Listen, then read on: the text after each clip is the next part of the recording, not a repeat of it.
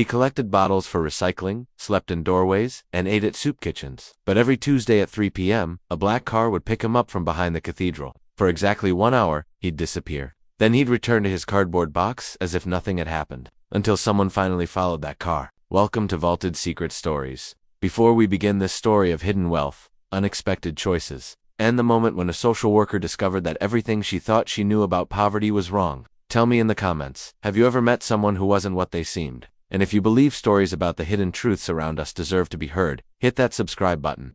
This story will show you that sometimes the richest people are the ones who choose to have nothing. Downtown Seattle had its share of homeless individuals, but Robert Harrison stood out for all the wrong reasons. He didn't beg aggressively or cause trouble. He simply existed on the margins of a city that had learned to look through him. Robert was in his early 60s, with gray hair and weathered clothes, but his eyes were different, alert, intelligent, constantly observing rather than simply surviving. Every morning, Robert would wake up in the same doorway on Pine Street, fold his sleeping bag, and begin his routine. He'd walk to Murphy's Diner, where owner Maria Santos would give him leftover coffee. "Morning, Robert," Maria would say, handing him the steaming cup. "Morning, Maria," Robert would reply with genuine warmth. "How's your son doing in college?" "Getting good grades. Thanks for asking," Maria would answer, always surprised that Robert remembered details about her family. After breakfast, Robert would collect recyclable bottles from the business district. He worked methodically, never bothering pedestrians. By noon, he'd trade recyclables for a few dollars. Lunch was at the Cathedral of Hope, where volunteers served meals. Robert would sit quietly at the back, occasionally chatting with others but mostly keeping to himself. But Tuesday afternoons were different. Every Tuesday at exactly 2:45 p.m., Robert would walk to the alley behind the cathedral. He'd wait by the dumpster, checking his simple Timex watch. At precisely 3 p.m., a black Mercedes sedan would pull into the alley. The windows were tinted dark, the car would idle for 60 seconds, then Robert would get into the back seat. Exactly 1 hour later, the same car would return. Robert would get out and resume his routine, as if nothing had happened. This pattern had been going on for over a year. Sarah Chen, a social worker who operated a mobile outreach unit for the homeless, had noticed something odd about these visits. Sarah had tried to approach Robert about services several times. He was always polite but declined assistance. "I appreciate what you do, Sarah," Robert would say with genuine respect, "but I'm managing fine on my own. Everyone needs help sometimes." "Robert," Sarah would reply, genuinely concerned for his well-being. "I am not mentally ill, and I'm not looking for work," Robert would answer gently. "But thank you for caring." "Then what are you looking for?" Sarah would ask, puzzled by his articulate responses. "Peace," Robert would say with a sad smile. Just peace. The Tuesday car visits bothered Sarah most. Robert's refusal of all assistance while maintaining this mysterious weekly appointment seemed contradictory. Sarah decided to investigate. On a rainy Tuesday in October, Sarah positioned herself across from the Cathedral of Hope at 2:30 p.m. At 2:45, Robert appeared on schedule. At exactly 3 p.m., the black Mercedes arrived. As the car pulled away, Sarah followed in her beat-up Honda Civic. The Mercedes headed toward the financial district, then into the underground parking garage of the Harrison Financial Tower. Sarah parked across the street and stared up at the building. The Harrison Financial Tower housed the city's most prestigious companies. "What is Robert doing in there?" Sarah muttered to herself. Completely baffled, she waited the full hour. At 4 p.m., the Mercedes emerged. Sarah followed it back downtown, where Robert got out and resumed his routine. That evening, Sarah Googled Harrison Financial Tower. The building was owned by Harrison Holdings, founded 30 years ago by Robert Harrison, a real estate developer who'd built much of downtown Seattle. Sarah found newspaper articles from the early 2000s featuring Robert Harrison. The photos showed a younger man in expensive suits, but the face was unmistakably the same person she'd been offering housing assistance to. "The homeless Robert Harrison is Robert Harrison," Sarah whispered in disbelief. The next day, Sarah found Robert at his usual spot in Westlake Park. "Robert," Sarah said, sitting beside him with determination, "I followed you yesterday. I saw you go into the Harrison Financial Tower." Robert folded his newspaper carefully. "I see," he said calmly. "Are you Robert Harrison?" Sarah asked directly. "Though Robert Harrison who owns that building." Robert was quiet for a long moment, watching pigeons gather nearby. "Yes," he said finally. "Then why are you living on the streets?" Sarah asked, her voice filled with confusion. Robert turned to look at her directly. "Why do you think?" he asked thoughtfully. "I have no idea," Sarah replied honestly. "That's why I'm asking." "Sarah, you've been trying to help me for months," Robert said patiently. "You've offered me housing, job training, mental health services. What does that tell you about how society views people like me?" "People like you," Sarah repeated, not understanding. "Homeless people," Robert explained. "People society has decided are broken or failed." Sarah struggled to process this revelation. "But you're not actually homeless," she said. "You're one of the richest men in the city, am I?" Robert asked with raised eyebrows. I sleep in doorways. I eat at soup kitchens. How is that different from any other homeless person? Because you choose to do it, Sarah replied, frustrated. Don't they? Robert asked seriously. Sarah, how many homeless people have you successfully transitioned into permanent housing? Maybe 15 or 20, Sarah replied after thinking. Out of how many? Robert pressed gently. Hundreds, Sarah admitted quietly. So most people remain homeless despite your efforts, Robert observed. Why do you think that is? Sarah felt uncomfortable with this line of questioning. Lack of affordable housing, mental illness, addiction, job market challenges, she listed. All true, Robert agreed thoughtfully. But there's another factor you don't consider. Which is? Sarah asked. Some people choose this life, Robert said quietly. Not because they've failed at the alternative, but because they've succeeded at it and found it wanting. Sarah stared at Robert, trying to reconcile the homeless man beside her with the billionaire developer. I don't understand, Sarah said, shaking her head. You could live anywhere, do anything. Why choose this? Robert picked up a bottle cap and examined it thoughtfully. 15 years ago, I owned 17 buildings, had 2 homes, 3 cars, and more money than I could spend, he began. I also hadn't had a genuine conversation with another human being in months. What do you mean? Sarah asked, leaning forward. Every interaction was about money, Robert explained sadly. Business deals, investments, charity requests. No one talked to me, they talked to my wallet. So you decided to see what life was like without the wallet, Sarah said, beginning to understand. Initially it was supposed to be 1 week, Robert said with a slight smile. A social experiment to understand what it was like to be invisible. What happened? Sarah asked, genuinely curious. The first thing I discovered was how different people are when they don't want anything from you, Robert continued. Maria gives me coffee because she's kind. That's rare when you're wealthy. But surely you had friends who weren't interested in your money, Sarah suggested. I thought I did, Robert replied sadly. But when I disappeared from my social circles, I realized most relationships were based on mutual benefit rather than genuine affection. The second thing I discovered was how much simpler life could be, Robert added. When you own nothing, you worry about nothing. But what about your business? Sarah asked practically. I maintain minimal oversight, Robert explained. Once a week, I meet with my management team for 1 hour. The business runs itself. That's your Tuesday appointment, Sarah realized. Yes, Robert confirmed. 1 hour per week is sufficient to monitor major decisions. So you chose to be homeless because it's simpler than being rich? Sarah asked, still struggling to understand. Partly, Robert replied. But there's more. He pointed to several buildings in the distance. I built those, but after a while, I realized I was building monuments to my ego rather than creating anything that truly mattered. When I became homeless, I started to understand the city differently, Robert continued. I saw which businesses treated homeless people with dignity and which called security. I learned which public spaces were actually public. And that changed your perspective? Sarah asked. It changed everything, Robert said emphatically. I realized my buildings were part of a system that created the very problem I was experiencing. So you stayed homeless to punish yourself, Sarah suggested. Not punishment, Robert corrected.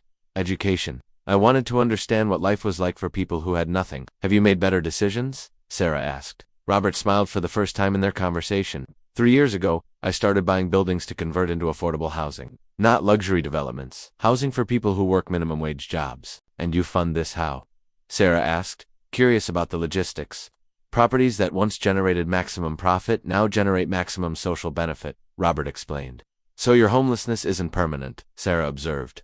Nothing is permanent, Robert replied philosophically, but I haven't found a reason to change yet. What would convince you? Sarah asked. When I'm confident I can return to wealth without returning to the isolation and moral blindness that wealth creates, Robert said thoughtfully. Over the following weeks, Sarah visited Robert more frequently. Their conversations evolved from professional check-ins to philosophical discussions. I have a question, Sarah said one afternoon, as they sat on their usual bench. What's that? Robert asked, setting aside his newspaper. If you believe wealth corrupts people, why haven't you given it all away? Sarah asked directly. Because giving money away can be just another form of ego gratification, Robert replied thoughtfully. Philanthropy can be as self-serving as accumulation. How so? Sarah asked, intrigued. When wealthy people donate money, they want naming rights, public recognition, tax benefits, Robert explained. They want to solve problems in ways that make them feel good rather than ways that actually work. So now you're trying to address root causes, Sarah suggested. I'm trying to understand root causes, Robert corrected. Understanding has to come before action. Their conversation was interrupted by a commotion near the fountain. A security guard was telling a homeless woman to move along. Ma'am, you can't stay here, the guard said loudly. This is a family area. The woman looked confused. I'm not bothering anyone, she protested gently. You're making other people uncomfortable, the guard insisted firmly. Sarah started to intervene, but Robert put a hand on her arm.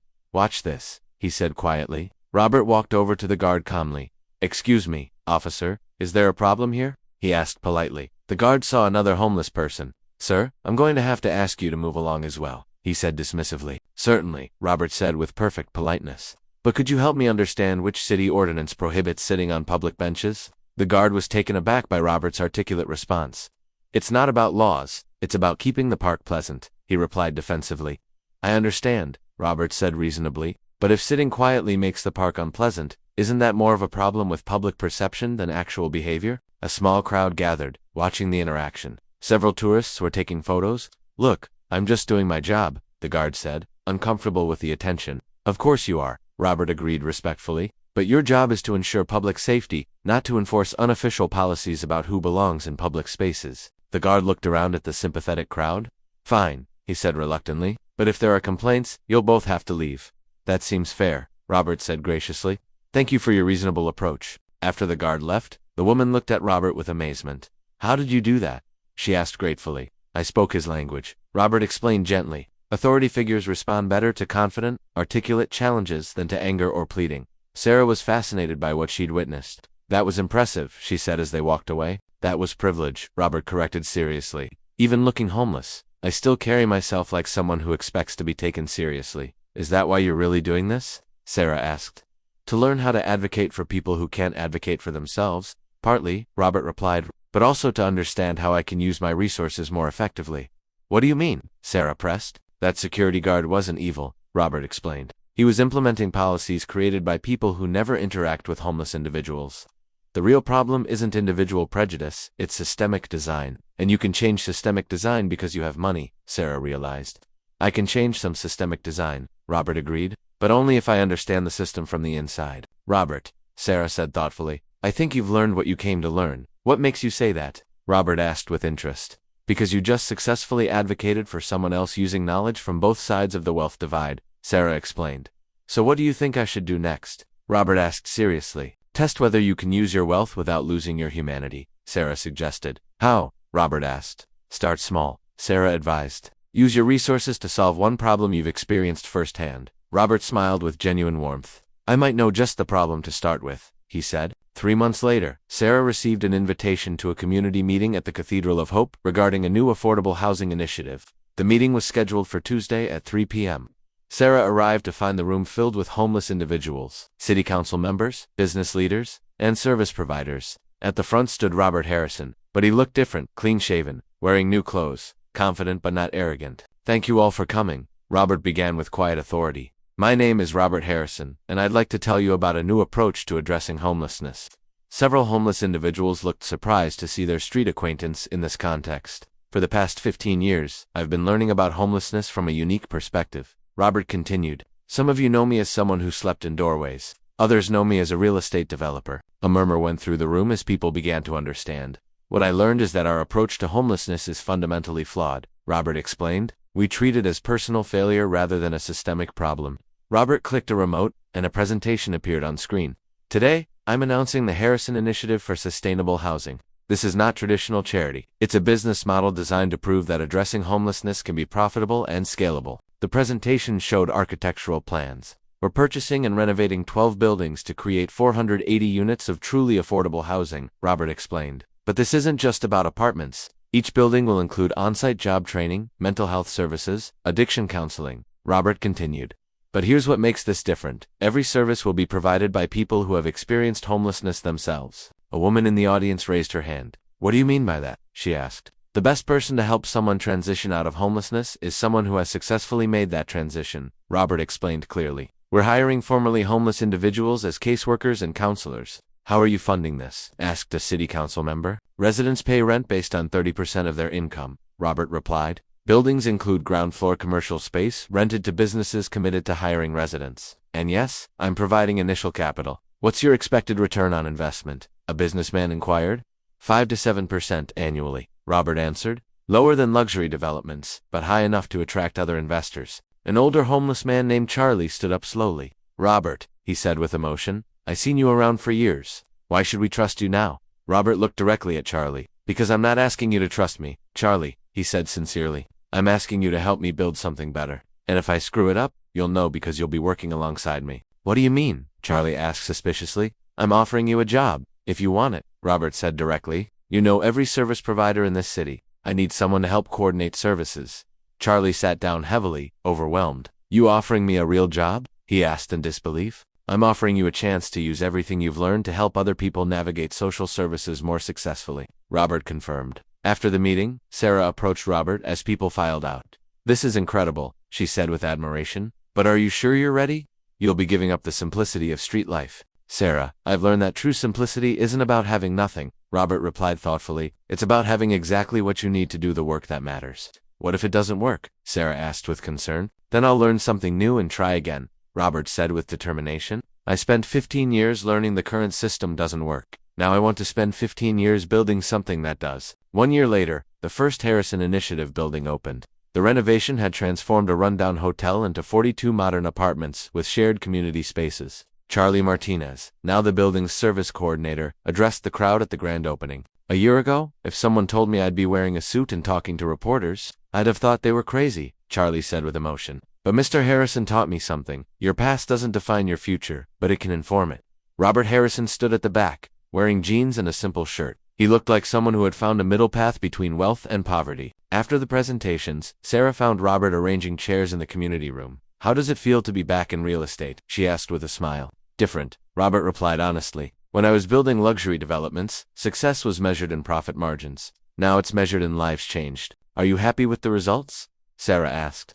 42 people have stable housing, Robert said with satisfaction. 15 formerly homeless individuals have full-time jobs. The building operates at 95% occupancy and covers operating costs. That sounds like a yes, Sarah observed. It's a good start, Robert said modestly. But the real test is scalability. They walked through the building, observing residents in common areas. Some were cooking, others working on computers, a few watching television. Robert, can I ask something personal? Sarah said as they paused by a window. Of course, Robert replied. Do you miss it? Sarah asked. The wealth, the status, the luxury. Robert considered this question carefully. I miss some things, he said honestly. I miss having a car when it's raining. I miss nice restaurants occasionally. I miss having space for all my books. But Sarah prompted. But I don't miss the isolation, Robert said firmly. I don't miss the constant awareness of cost. I don't miss the guilt of having more than I could use while others had nothing. So you've found balance? Sarah asked. I think so, Robert replied. I have enough to live comfortably and enough left over to do meaningful work. I can't buy a yacht, but I can buy housing for people who need it. 3 months later, Goldman Sachs called with an offer of $200 million to scale the model nationally. We think we could generate 8 to 10% returns while creating thousands of units, they explained enthusiastically. Robert proposed counter conditions. Every implementation must be overseen by someone with homelessness experience. Residents must have meaningful input, and success metrics must include social outcomes. Goldman Sachs declined the conditions, but 6 impact investment firms expressed interest. The Harrison Initiative began expanding to 3 new cities. 5 years later, Sarah stood in the conference room of the Harrison Financial Tower, now headquarters of the Harrison Institute for Social Innovation. Around the table sat mayors, social workers, developers, and formerly homeless individuals from 8 cities. Robert, now 58, facilitated the discussion with confidence from mastering both worlds. The key insight, Robert explained to a Portland mayor, is that homelessness isn't a housing problem. It's a community problem. After the meeting, Sarah walked with Robert to his office overlooking the city. You've started a movement, Sarah observed with pride. We've started a conversation about whether cities can be profitable and livable at the same time, Robert corrected humbly. And what's your conclusion? Sarah asked. The answer is yes, Robert said firmly, but only if people who have money are willing to learn from people who don't. Robert's phone buzzed with a text. He smiled warmly. Charlie's daughter just graduated college, he said happily, first in her family. She got a job with city planning. That must feel good, Sarah said. It feels like the point, Robert replied thoughtfully. Charlie told me the difference between charity and justice is that charity makes the giver feel better, while justice makes the receiver stronger. And which is the Harrison Initiative? Sarah asked. Robert looked down at the street where he used to sleep. I think it's what happens when you stop trying to help people and start trying to learn from them, he said with quiet satisfaction. Robert Harrison had learned something more valuable than either poverty or riches alone could teach, that true wealth isn't about what you have, but about what you do with what you have. And sometimes, the best thing you can do with everything you have is to live as if you have nothing, until you remember what really matters. This story reminds us that wealth without wisdom can be a prison, while wisdom without resources can be powerless. But when wealth and wisdom combine with genuine understanding, they can transform not just individual lives, but entire communities. Have you ever met someone who surprised you with their hidden story? Someone who chose a different path than circumstances might have suggested? Share their story in the comments. And if this story moved you, subscribe to Vaulted Secret Stories. We believe the most powerful stories are often hidden in plain sight, waiting for someone curious enough to ask the right questions. Thanks for watching, and remember, sometimes the people who seem to have nothing might actually have everything we need to learn.